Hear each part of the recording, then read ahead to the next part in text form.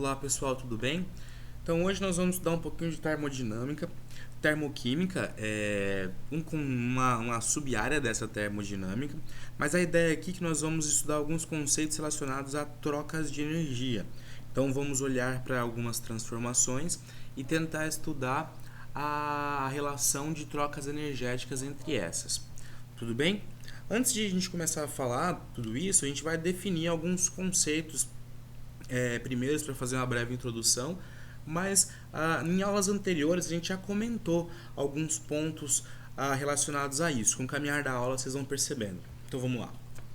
Bem, a termodinâmica ela é um termo que foi cunhado na Revolução Industrial com o surgimento das primeiras máquinas a vapor. Então, se a gente puder observar o nome, né, termodinâmica, o nome mesmo já diz, ele está associado com a relação do calor com uma força ou com um movimento. Então, a transformação de um certo calor em um movimento, em uma movimentação para criar uma força ou para, por exemplo, fazer movimentar algo. Atualmente, esse termo não está somente associado com essa relação de calor e movimento, está relacionado com todas as formas de energia que nós temos e, basicamente, as transformações de uma forma de energia em outra. Então, por exemplo, se você é uma pessoa que se alimenta todas as manhãs ou você se alimenta em algum momento ao longo do dia, certo? Você consome, por exemplo, uma certa forma, né, uma energia aí química, né? Essa energia química seria uma energia que ela está contida nos alimentos aí, dentro basicamente nas moléculas que compõem esses alimentos, né? Um pouco mais à frente a gente vai comentar o que seria essa energia química. Mas se você dentro da sua própria casa se movimenta, por exemplo, vai de um lado para o outro, ou você sai para caminhar todos os dias, você consegue converter essa energia química em uma energia de movimento, que seria uma energia cinética, por exemplo. Tudo bem?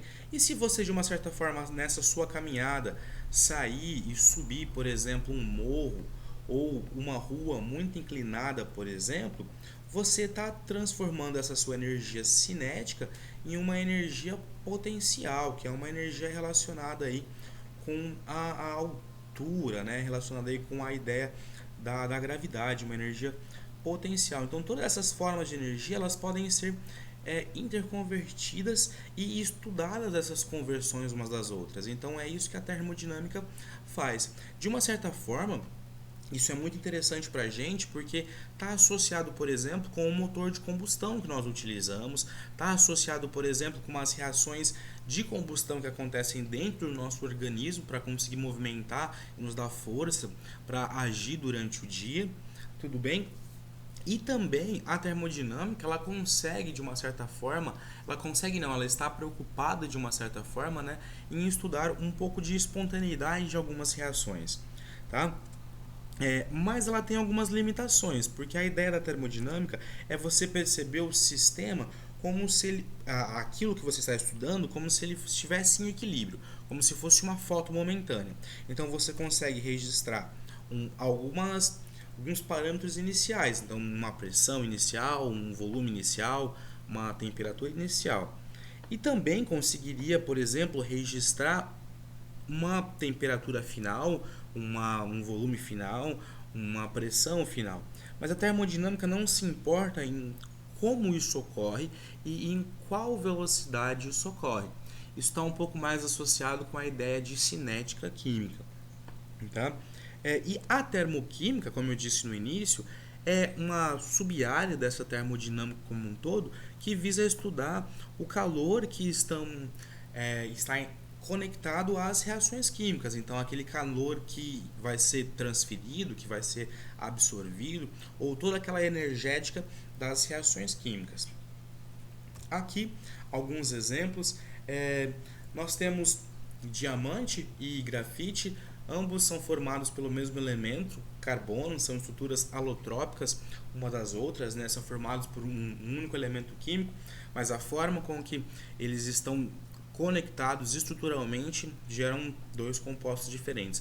Mas a termodinâmica diz que espontaneamente o diamante, ao longo do tempo, passaria e se transformaria em grafite. Só que a gente não consegue ver isso porque a cinética reacional disso é muito baixa.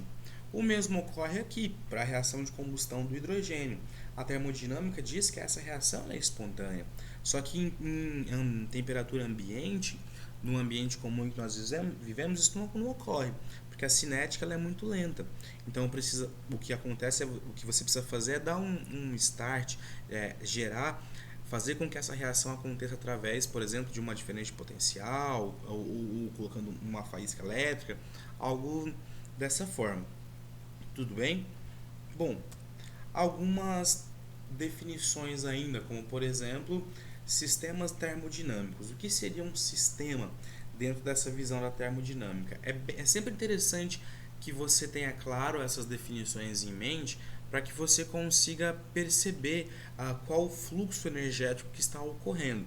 Então, um sistema seria uma porção delimitada do espaço que você vai estudar. Pode ser, por exemplo, um copo de água que está na sua mão nesse momento. Pode ser, por exemplo, uma reação que está acontecendo dentro de um frasco, dentro de um laboratório. Tudo bem? Ou pode ser, por exemplo, uma panela sobre um fogão. Então, o sistema reacional ou um sistema dentro da termodinâmica é uma porção delimitada do espaço em que você está visando estudar alguma coisa, estudar essa relação energética. Tudo que está em torno do sistema são as vizinhanças ou a vizinhança do seu sistema. O seu sistema ele é delimitado por algumas fronteiras e essas fronteiras podem ser de inúmeros tipos e podem permitir algumas trocas, dependendo de como elas são. Trocas, por exemplo, de calor, trocas de trabalho ou trocas de matéria. Vamos fazer um exemplo aqui.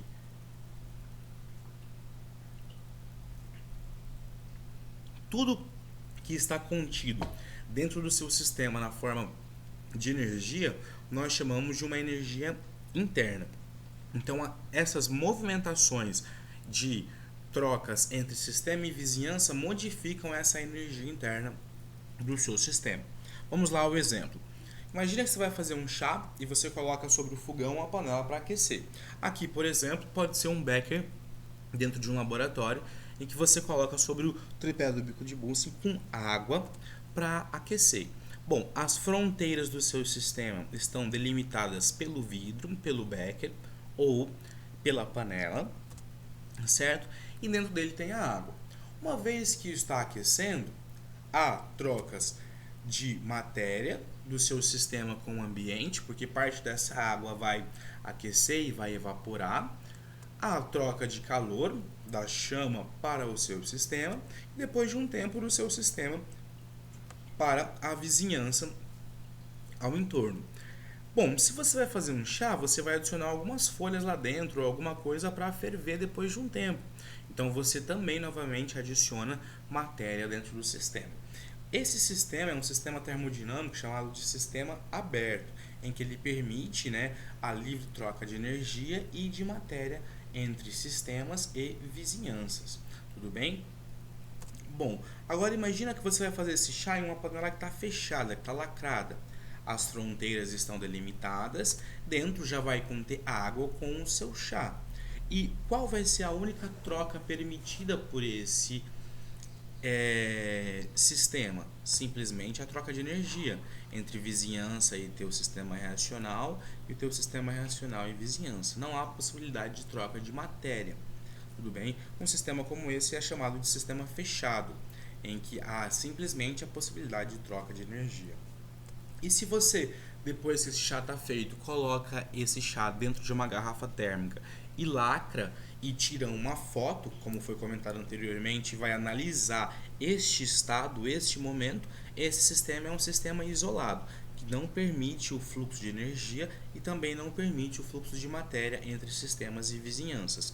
Como eu disse, é sempre interessante que você perceba qual tipo está trabalhando para que você entenda o que está acontecendo com a energia interna do teu sistema reacional.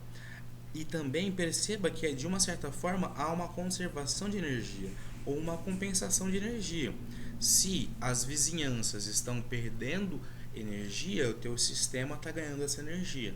o teu sistema está perdendo matéria, as vizinhanças estão ganhando matéria. Então há sempre uma compensação. Se o teu sistema perde energia, as vizinhanças ganham energia. Então há sempre uma compensação energética. Bem, agora vamos um exemplo mais clássico para conseguir demonstrar essa relação de troca de calor, por exemplo, que seria um gás preso dentro de uma seringa. Imagine então que você tem uma seringa comum com um êmbolo que pode ser pressionado, que você pode empurrar esse êmbolo e pode deixá-lo mais frouxo, e dentro tem, por exemplo, um gás. Aqui estão representadas aí as partículas do gás. Tudo bem? Imagina então que a vizinhança fornece calor para esse teu sistema. O que vai acontecer? O que vai acontecer é uma expansão dessa seringa. As moléculas do gás vão ficar um pouco mais agitadas e vão sair do estado 1 e partir para o estado 2. Tudo bem? Então, aí a troca de calor ela é maior que zero. Tudo bem? As vizinhanças forneceram calor dentro do teu sistema. A quantidade de calor ela é maior que zero. Então vai haver uma expansão aí desse seu gás. A temperatura do gás vai ficar mais elevada. Por quê? Porque esses gases vão estar com uma energia cinética essas moléculas vão estar com uma energia cinética um pouco mais elevada. E o momento de retorno ele é válido também, né? Se a quantidade de calor estiver menor que zero, quer dizer que o teu sistema forneceu calor para as vizinhanças. Então essas moléculas começam a vibrar um pouco menos e esse sistema tende a relaxar e voltar a ser como era. Sempre que o calor for maior que zero, a energia interna do sistema está aumentando, ela está ficando cada vez maior. A gente pode ver isso porque a temperatura do sistema aumenta, dando um reflexo na agitação vibracional das moléculas. Sempre que a troca de calor for menor que zero, a energia interna do sistema está diminuindo. A gente pode ver isso que aí há um resfriamento, né, uma diminuição da temperatura do sistema como um todo. Tudo bem? Um outro exemplo bem clássico seria essa relação de troca de trabalho.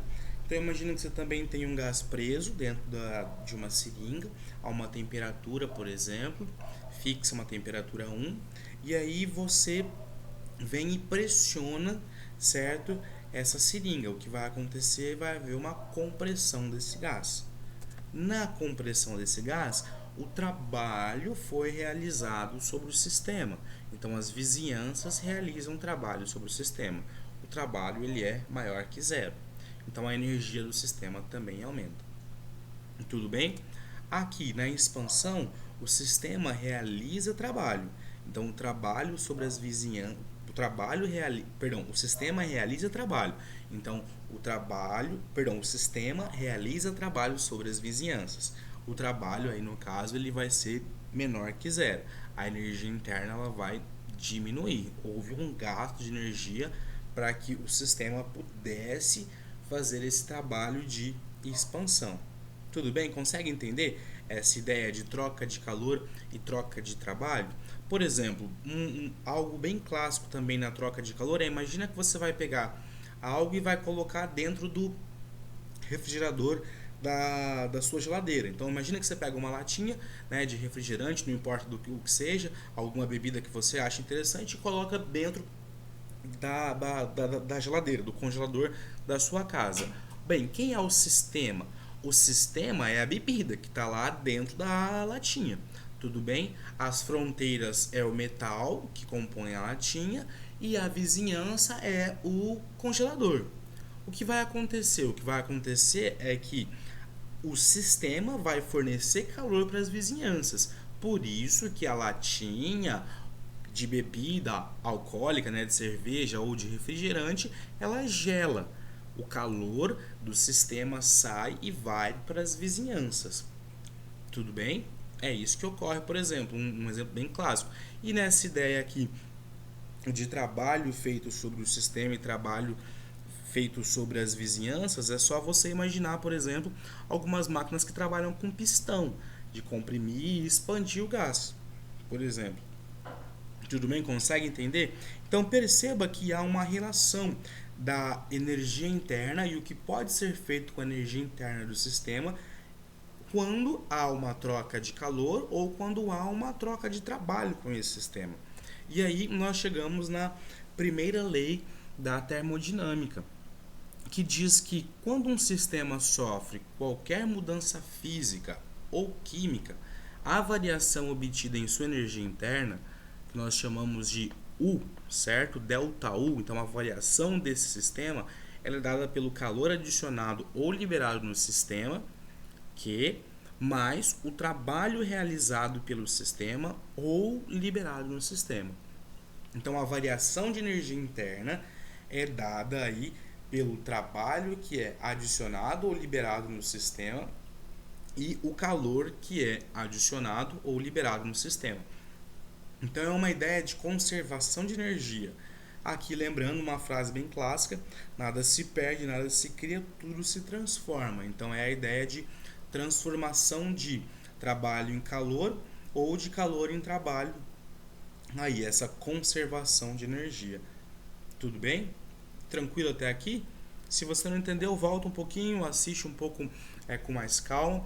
Vou deixar alguns links disponíveis para que você tente um pouco aprimorar essa ideia. Então fique de olho aí e vamos seguir um pouco mais. Caso não tenha entendido novamente, volte, veja, tenha cuidado. O importante é que você tenha conseguido entender as ideias até esse momento. Tranquilo? Vamos lá então, seguindo um raciocínio. Bem, e as reações químicas, né? Bom, as reações químicas, por exemplo, aqui eu estou mostrando um gelo fundindo, né? Aqui no caso, uma transformação física, não necessariamente uma reação química, mas para simular, né? Para o gelo fundir, ele precisa absorver energia na forma de calor. Então, para ele passar de sólido para líquido, ele precisa absorver energia na forma de calor. Aqui, para a madeira queimar, né, ela libera energia na forma de calor. Então, por que em algumas transformações químicas ou físicas há essa relação de absorção de energia ou liberação de energia para que a reação possa acontecer? Bom, tudo isso está associado com a energia interna, né? A energia interna dos reagentes ela vai ser diferente da energia interna dos produtos. Como nós podemos perceber isso? Então, olha só. Imagine aqui que nós temos um gráfico hipotético. Esse gráfico hipotético ele é dado por um eixo de energia interna e um eixo aqui de caminho de reação. Caminho de reação é só para dizer que a reação está acontecendo nesse sentido, tudo bem? Saindo de reagentes e indo para produtos, a reação direta acontece nesse sentido, simplesmente para isso. O que não vai nos importar aqui vai ser a escala aqui de energia. Nós temos aqui os reagentes. Perceba que o patamar de energia dos reagentes, energia interna dos reagentes, é menor que o patamar de energia aqui interna dos produtos. Tudo bem? Bom, e para que essa reação possa acontecer, para que esse reagente A possa se transformar e virar aquele produto B, o que deve acontecer, né? Bom, o que vai acontecer é uma absorção de calor das vizinhanças. Então, o sistema vai absorver calor das vizinhanças para conseguir atingir o patamar de energia dos produtos. Tudo bem? Bom, isso vai fazer o que com o meu sistema como um todo? Imagine que isso está acontecendo dentro de um copo que está na sua mão. O que você vai sentir? Você vai sentir o copo resfriar, ou seja, a energia, o calor foi retirada das vizinhanças. Então, o entorno do copo ali ele vai ficar um pouco mais frio.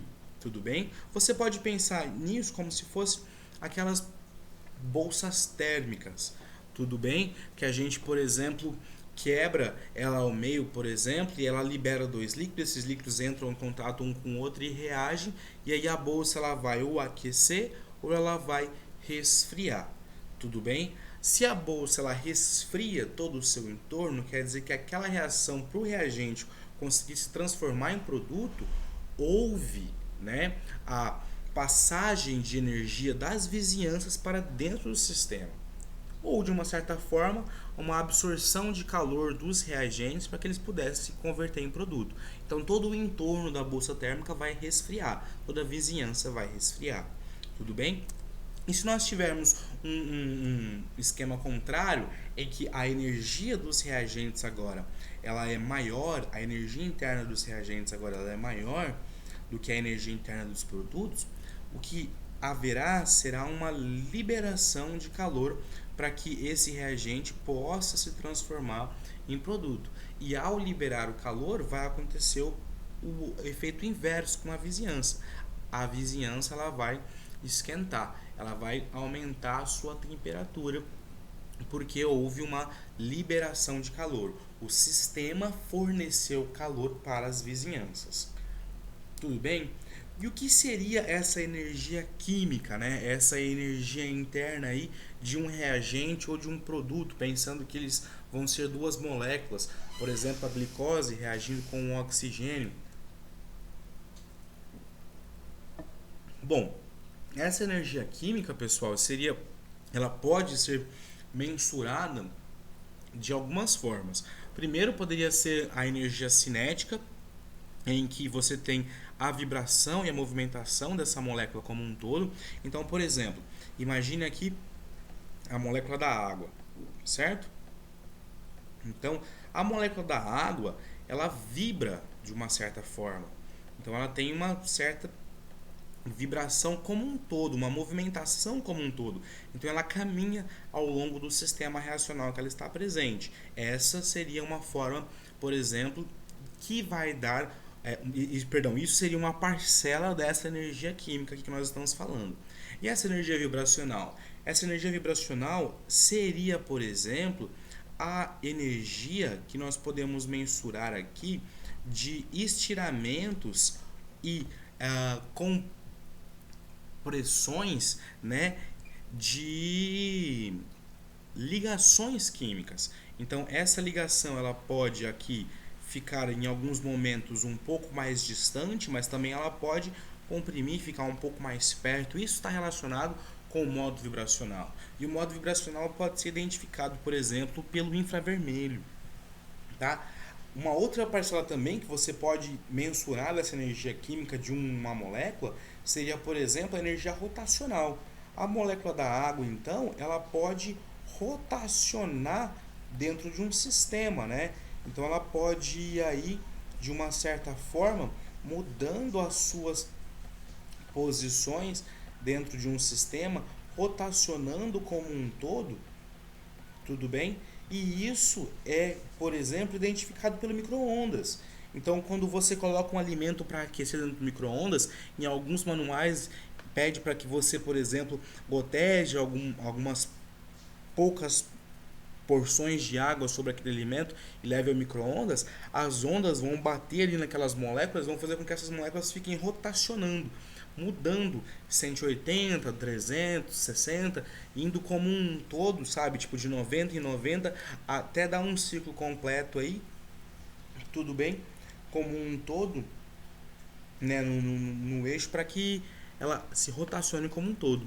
Tudo bem? E isso é o que vai esquentar, por exemplo, o seu alimento, fazer com que o seu alimento aqueça, né? Vai ficando cada vez mais quente com o tempo. Tranquilo? Também você pode ter uma parcela aí que ela é referente à parte eletrônica dessa molécula, que está associada aí com a forma de sobreposição dos orbitais dessa molécula, como essa molécula está composta. Então é isso que nós chamamos de energia química, tudo bem? Todas essas parcelas aí, a cinética, então a movimentação dessa molécula, a vibração, os estiramentos vibracionais das ligações dessa molécula, os modos rotacionais dessa molécula e também a parte eletrônica dessa molécula. Tudo isso constitui essa energia química.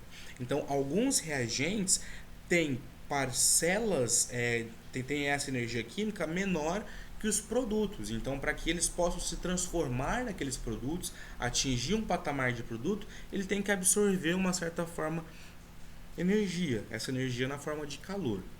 Tudo bem? Ou ele pode liberar essa energia na forma de calor. Tranquilo? Entendido até aqui? Tudo bem até aqui? Então vamos caminhando um pouquinho mais. Bem, alguns processos que eles são a um volume constante, um volume fixo, eles não são tão importantes se a gente pensar em movimentos de compressão e expansão, certo? Em volumes fixos. Mas dentro de um laboratório, basicamente, tudo que nós fazemos ele está regido a uma pressão constante.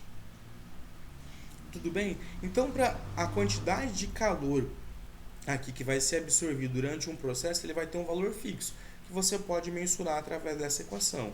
Então, todo o calor que for trocado sobre uma pressão constante, nós vamos definir como entalpia, uma entalpia do sistema, certo? Então, a quantidade de calor que for trocada sempre num sistema com uma pressão constante, trocada pode ser liberada ou absorvida pelo sistema a uma pressão constante, nós vamos definir como entalpia.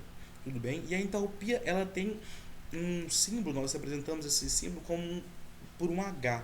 E assim como a energia interna, a entalpia nós vamos conseguir medir somente uma variação do estado inicial em relação ao estado final. Tudo bem? Na verdade, perdão, né? Vai ser uma variação de entalpia. Então é o estado final em relação ao estado inicial. Então, só frisando, uma variação de entalpia, certo? Uma variação do estado final em relação ao estado inicial. É isso que a gente consegue mensurar. A gente não consegue mensurar um valor absoluto de entalpia para um sistema. A gente só consegue mensurar, certo? Uma variação de estado aí para essa entalpia. Tudo bem? Então, substituindo, nós temos que a entalpia de um sistema é o valor da energia interna menos o trabalho que esse sistema realiza, né? Ou o que esse sistema recebe. Tudo bem? Tranquilo aí? Aqui, processos que ocorrem a uma pressão constante, onde não há variação do volume, qual que vai ser o trabalho realizado pelo sistema? Se não tem uma variação de volume, a pressão ela é mesmo constante, não tem trabalho realizado pelo sistema, certo? Então a gente pode dizer que o valor de entalpia ele é aproximadamente o valor da energia interna daquele sistema. Tudo bem? Então como é que eu vou medir essa entalpia? Bom, há uma fonte, uma maneira de medir uma entalpia de um sistema é através de um calorímetro. O que é um calorímetro? O calorímetro ele é um dispositivo em que ele vai ter aqui um compartimento maior. Dentro desse compartimento maior você vai colocar água, né?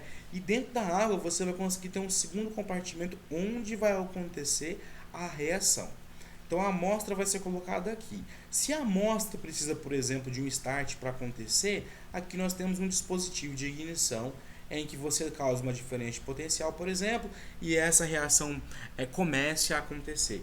Imagine que vem uma reação de combustão de um alimento. Vamos medir a quantidade de caloria, por exemplo, na queima de um amendoim, por exemplo, ou mesmo uma reação de combustão de um combustível como a gasolina.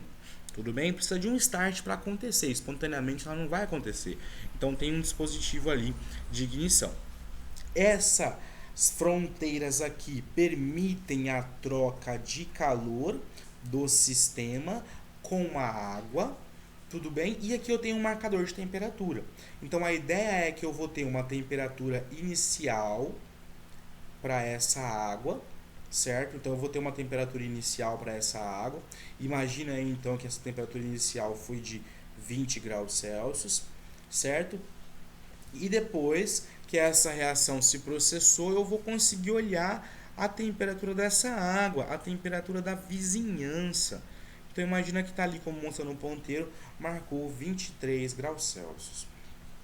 Tudo bem?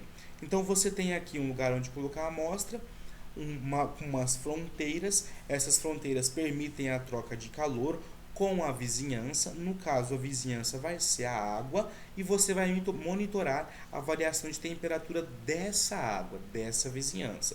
Aqui eu tenho só uma agitadora para que eu possa fazer com que essa água circule e ela fique em um equilíbrio térmico por um todo, tá? Então esse aqui é só uma ideia esquemática e aqui vocês podem procurar no Google ou algumas imagens uma ideia do que seria um calorímetro como um todo, tá? Então um calorímetro eu vou conseguir medir a entalpia de um sistema, a variação de energia ou a variação de calor de um sistema. Tudo bem? Bom, com a ajuda de um calorímetro, eu vou, por exemplo, usar uma equação fundamental, certo? Que descreve aí a quantidade de calor que esse sistema ele ofereceu. Esse calor pode ser liberado, esse calor ele pode ser consumido, né? Então aqui eu vou ter, como eu sei a massa dos reagentes, um parâmetro em função da massa, eu vou ter aqui ser um calor específico, no caso eu vou utilizar o da água que está em torno, certo? E um ΔT que é a variação de temperatura, lembra? Que no início a água estava em 20 graus, depois ela foi para 23 graus. Então com essa equação eu consigo perceber o quanto de calor ele foi liberado dentro de naquelas vizinhanças, né? Liberado ou absorvido nas vizinhanças. Bom, a entalpia nós vamos substituir e usar a mesma expressão, tudo bem? Para calcular a entalpia, só que com o valor negativo. Por quê? Porque o valor de entalpia que eu estou medindo é o valor das vizinhanças. Lembra? Então, se a reação ela liberou energia, a temperatura vai aumentar, certo? Então, se a reação ela liberou energia, a temperatura ela vai aumentar, tudo bem? Então, aqui imagina que você tem aqui uma massa, um calor específico e essa temperatura aqui ela aumenta, tudo bem? Então, se essa energia ela é liberada, o ΔH ele tem um sinal negativo. Tudo bem, galera? Tranquilo? O mesmo aí você consegue perceber para alguns outros processos. Tranquilo, então?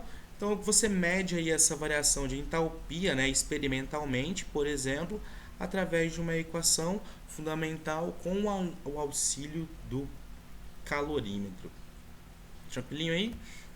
Bem, passando aqui. Então, quando o ΔH de uma reação ele é positivo, o sistema ele ganha calor da vizinhança, ou o sistema absorve o calor da vizinhança. Essa é uma reação chamada endotérmica, certo? Quando o ΔH do meu sistema ele é negativo, o sistema libera calor para a vizinhança, certo? Essa reação ela é chamada de uma reação exotérmica. Tudo bem? Então, endotérmica, aquele que o sistema vai ganhar calor da vizinhança, e exotérmica, quando o sistema vai liberar calor para a vizinhança.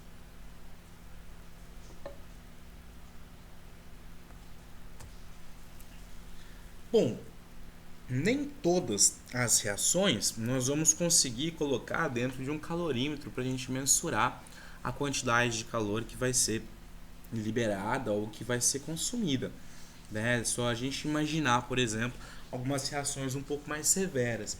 Então existem alguns meios teóricos para que a gente consiga determinar, por exemplo, a variação dessa entalpia. E um deles é a que nós chamamos de lei de Hess. A lei de Hess foi apresentada por esse senhor, Germany Henry Hess, um senhor que morreu muito novo, né? Mas ele foi um dos pioneiros aí a estudar termoquímica, fazia uma das principais leis da termoquímica, estudou bastante fisicoquímica e todos os seus estudos envolviam a troca de calor. Bom, essa chamada lei de Hess que nós utilizamos aí para conseguir encontrar o valor de uma entalpia de uma reação, basicamente é um sistema em que você trabalha com reações de múltiplas etapas.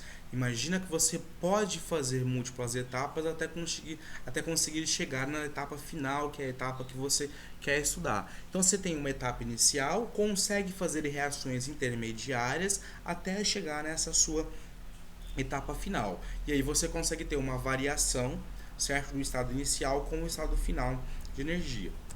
Em outra palavra, imagina que você está aí, por exemplo, na tua casa, no ponto A, e você precisa chegar até o ponto E, certo?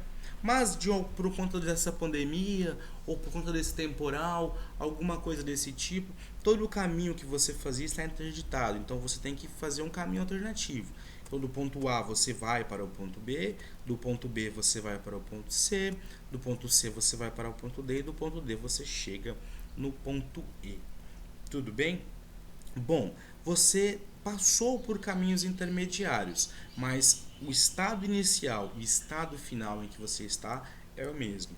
O inicial que você estava e o final que você está agora eles são os mesmos, certo? E isso que é o importante. Não importa aquilo que foi feito ao longo do percurso, o que importa é de onde você partiu e onde você está, certo?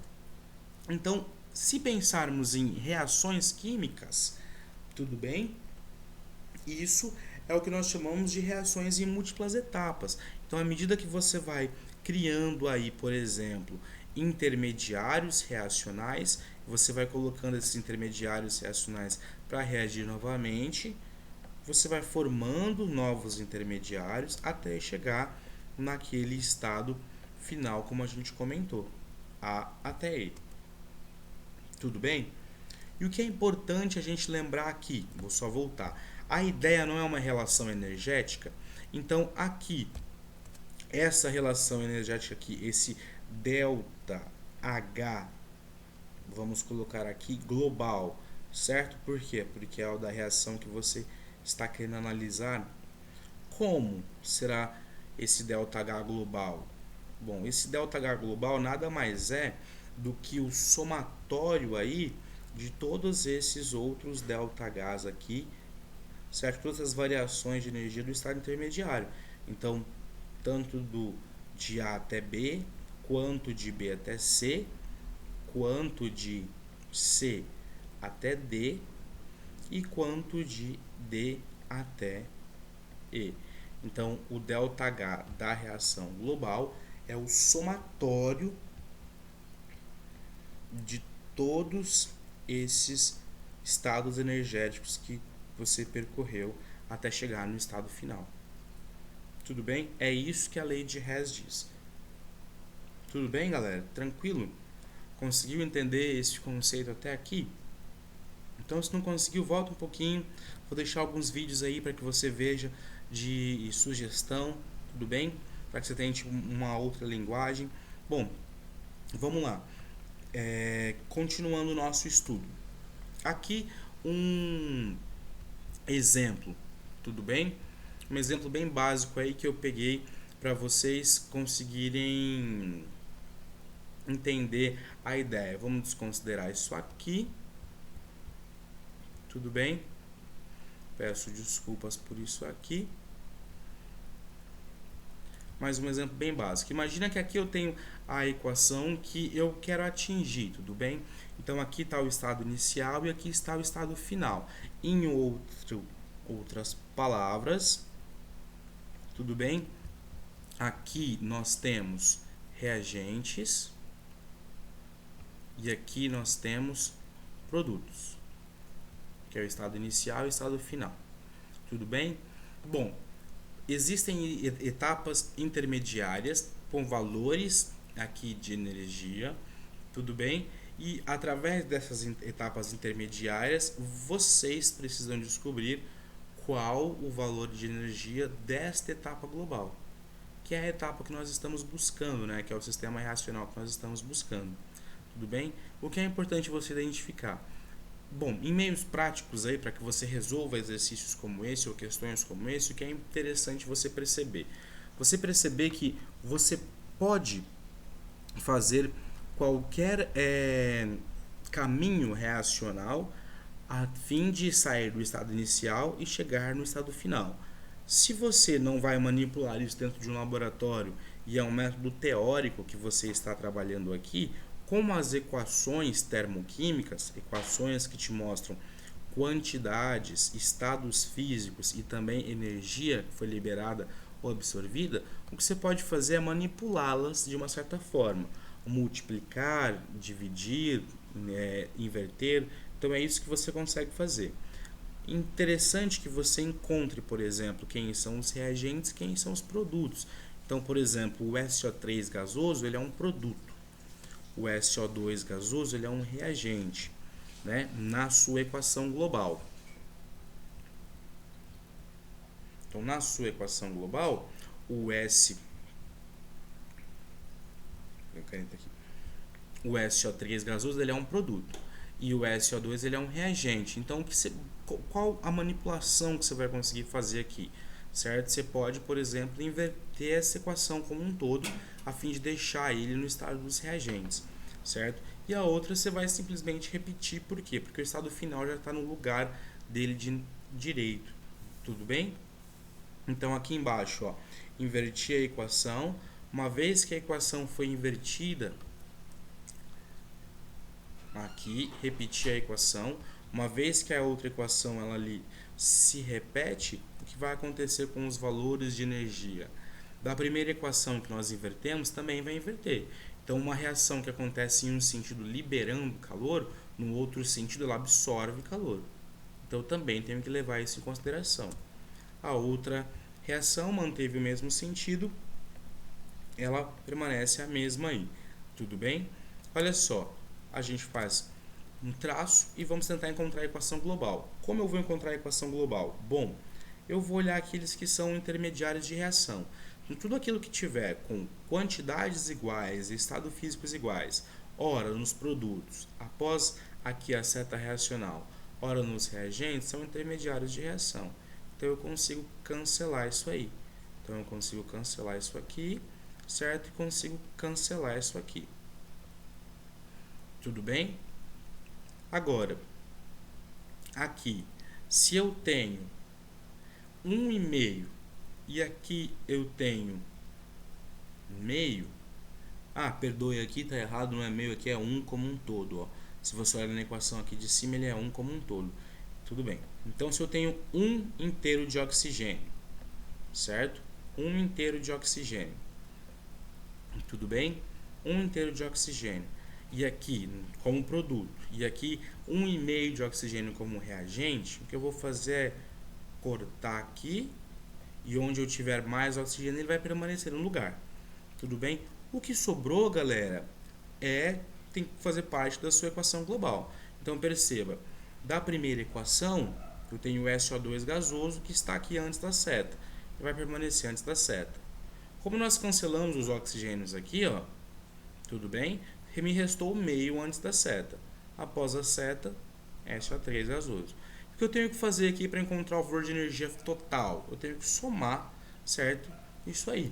Então, ao somar esses dois valores, eu encontro um ΔH de reação menos 94, me dando uma reação exotérmica, uma reação que libera calor como um todo. Tudo bem? Tranquilo? Conseguiu entender até aqui? Como é que vai?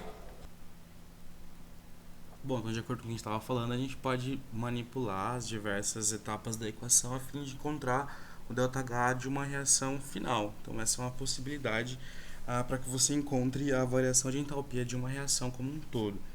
Se você puder observar aqui no gráfico, por exemplo, a reação de combustão do metano gasoso formando água líquida e CO2 gasoso, por exemplo, que a gente consegue perceber que o ΔH1, que é o ΔH que representa a reação direta, ele pode ser encontrado, né, somando, por exemplo, o ΔH2 e o ΔH3, que são, por exemplo, estados intermediários dessa reação. Tudo bem? Então, a lei de Hess nos permite essa manipulação de algumas etapas reacionais para conseguir encontrar o ΔH de uma reação global como um todo. Uma outra possibilidade também para encontrar a entalpia de uma reação é usar os valores de entalpia de formação. Basicamente seria aplicar a lei de Hess para as reações de formação de moléculas e utilizar esses valores de variação de entalpia dessa formação da molécula e depois aplicar como um todo na sua equação global, né? Então, vamos lá. A ideia é que você tenha um estado padrão, certo? Um estado padrão seria um elemento ou um composto químico que vai estar no seu estado fundamental, nas condições normais de temperatura e pressão, certo? Então seria o seu estado alotrópico ou cristalino mais estável aqui no planeta Terra, nas condições comuns. Então, se você tiver em dúvida disso, é só a gente pensar, por exemplo, oxigênio gasoso e ozônio gasoso. Qual é o estado mais comum no planeta Terra? Esse é o estado padrão, certo? Fica bem simples a gente pensar assim. Ou, por exemplo, carbono grafite ou carbono diamante. Eu não tenho carbono diamante para ficar andando o dia inteiro aí para cima e para baixo. Então, para mim, o estado mais comum é o carbono grafite, certo? Aqui no planeta Terra. Então, esse é o estado padrão. Moléculas simples dessa forma que estão no estado padrão têm uma entalpia nula. Teu valor de entalpia ele é zero. Tudo bem? Então, isso facilita, por exemplo, na hora de você encontrar o valor de uma entalpia de formação para um mol de uma molécula como um todo.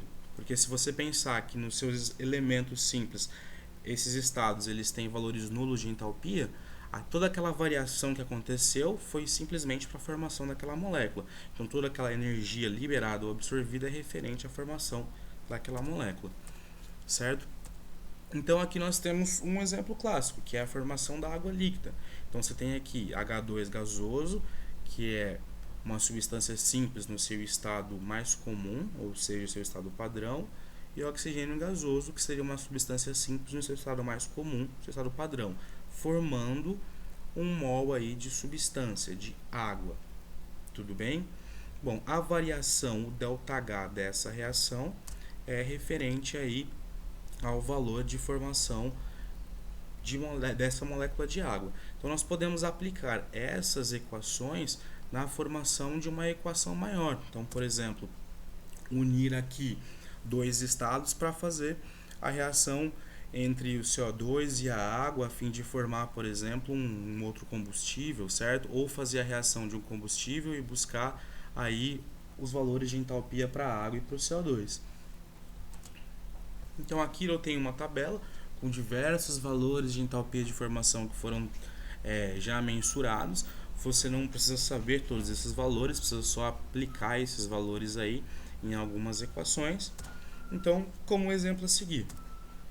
Então nós temos aqui uma equação de combustão do etanol. Então já tem uma equação balanceada de combustão do etanol. Nós vamos usar os valores de entalpia de formação para determinar o valor da entalpia dessa reação como um todo. Tudo bem? Então aqui são os valores já pré-tabelados. Só lembrando que substância simples no seu estado fundamental, o valor de entalpia é zero. Então você aplica essa equação, que seria a diferença da entalpia aqui dos produtos em relação à entalpia dos reagentes. Então, usando a entalpia de formação, a gente só vai levar em consideração a quantidade que está sendo usada, né? Então, porque aqui a equação foi balanceada e a tabela está em kJ por mol, então a gente tem que levar em consideração a quantidade que foi utilizada de cada substância. Lembrar sempre que é o estado final menos o estado inicial. Então, só substituir valores, aqui já é uma questão mais de matemática, tudo bem? Então, só substituir esses valores, a gente encontra o valor da variação de entalpia para essa reação. Uma reação que libera uma quantidade alta de energia aí, certo? Também uma reação exotérmica. Tudo bem, galera? Então, aqui foram alguns conceitos relacionados aí à energética de reação. Por hoje é só isso e fica para a próxima. Até!